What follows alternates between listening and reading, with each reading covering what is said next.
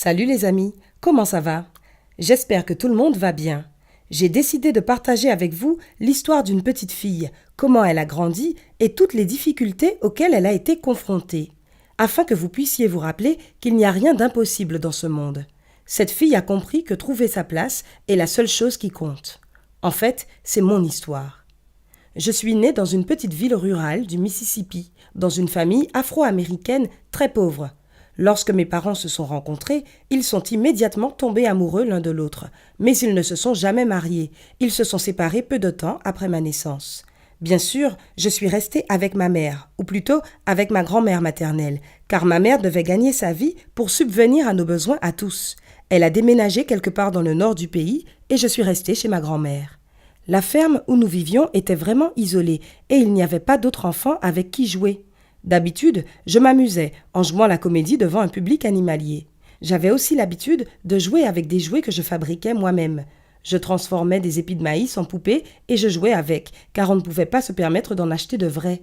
Mais je n'étais pas malheureuse, juste une petite fille qui essayait de s'amuser comme elle pouvait. Toutefois, je n'avais pas beaucoup de temps libre à cause de ma grand-mère. Elle a toujours voulu que je trouve un travail après avoir fait des études. Sous son contrôle strict, j'avais réussi à apprendre à lire à l'âge de 2 ans et demi. C'était aussi une femme très croyante, si bien que mon premier livre a été une Bible. Même si j'étais très jeune, j'avais 2 ou 3 ans, je me souviens de la façon dont je me suis exprimée à l'église le jour de Pâques. Tout le monde a été vraiment surpris que je me sois levée et que j'ai fait cela, et tout le monde a dit que j'étais douée et a félicité ma grand-mère pour mon éducation. Et j'ai vraiment senti que ma grand-mère était fière de moi. Je sais qu'elle m'aimait beaucoup et me souhaitait tout le meilleur du monde, mais c'était une femme très dure. Elle n'oubliait jamais de me punir quand elle le jugeait nécessaire. Parfois, elle me frappait avec une baguette, par exemple. Je me souviens du sifflement de la baguette quand ma grand-mère se mettait en colère, et je ressens encore ses picotements dans ma colonne vertébrale. Je ne sais pas si c'était les méthodes d'enseignement de ma grand-mère ou si j'étais vraiment douée par nature, mais j'avais réussi à écrire un mot à ma prof de maternelle le premier jour d'école pour lui dire que j'avais ma place en CP. Elle a été stupéfaite et m'a envoyée à l'école primaire, me faisant sauter la dernière année de maternelle. Même si j'étais bonne élève, je ne me sentais pas à l'aise dans cette école. Ma mère n'arrivait toujours pas à trouver un emploi stable, si bien qu'il y a eu une période où j'ai dû porter une robe faite d'un sac de pommes de terre. Même si ma grand-mère a essayé de faire en sorte que ça ait l'air correct, tout le monde pouvait voir de quoi elle était faite. Ma mère ne m'avait pas du tout rendu visite à l'époque, et j'avais constamment l'impression qu'elle me manquait. Je rêvais du moment où elle viendrait me chercher et m'emmènerait vivre avec elle, et nous serions heureuses toutes les deux. Je suppose que mes rêves n'étaient pas faits pour devenir réalité, car elle m'a effectivement emmenée vivre avec elle, mais seulement parce qu'elle y était obligée, ma grand-mère étant très malade et ne pouvant plus s'occuper de moi. Alors à l'âge de 6 ans, j'ai rejoint ma mère et ma demi-sœur dans un ghetto, très mal fréquenté. Il y avait toujours du monde. Ma mère travaillait comme femme de ménage et elle était presque toujours absente. Mais il y avait toujours des gens autour de moi, des amis de ma mère et des parents éloignés que je ne connaissais pas vraiment. Je ne savais pas si elle en avait assez de s'occuper de moi ou s'il y avait une autre raison. Mais ma mère m'a envoyé vivre avec mon père et sa femme à Nashville. J'avais 12 ans. Ils semblaient vraiment heureux de m'avoir avec eux. Et moi aussi j'étais satisfaite d'être là. Au moins, j'avais ma propre chambre. Et notre famille allait régulièrement à l'église. Alors j'ai recommencé mes discours publics lors des réunions paroissiales. Et un jour, j'ai gagné 500 $ pour un discours. Mais je sentais toujours que j'avais besoin de l'amour de ma mère. Et quand mon père m'a emmené la voir, j'ai décidé de rester avec elle à nouveau.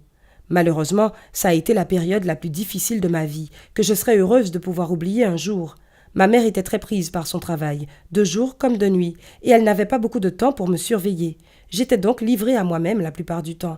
J'ai vécu dans la peur, à cause des gens, de l'environnement criminel, du stress, du mode de vie urbain, etc.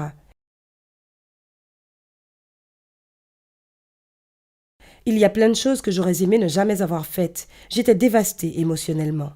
J'ai commencé à sortir avec des garçons, beaucoup de garçons pour être honnête. Je volais de l'argent et fuyais la maison, ce qui rendait ma mère furieuse et déçue.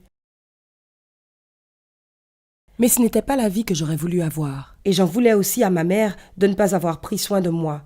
Par mon comportement, je cherchais à la faire culpabiliser d'avoir été une si mauvaise mère. Et quand je me suis dit que les choses ne pouvaient pas être pires, je suis tombée enceinte.